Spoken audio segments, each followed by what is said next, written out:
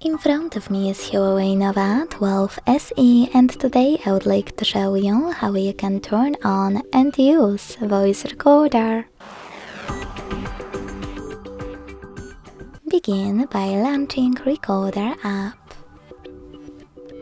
Then click on this button at the bottom in the middle to start recording. As you can see, recording is on. To pause it or unpause it, use this right button. To add a bookmark, click on the left one. And to end it and save it, on the middle one. As you can see, my recording is over here. To play it, click on it.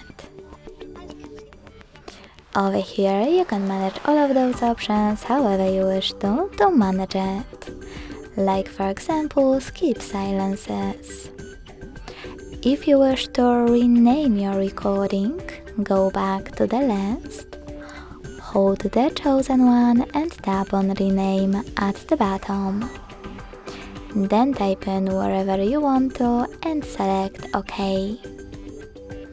If you wish to delete it, you need to hold it as well. And this time choose delete option next to rename one.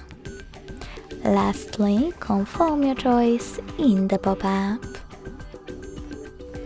Thanks so much for watching. If you enjoyed this video, don't forget to leave a like, comment and subscribe. Bye!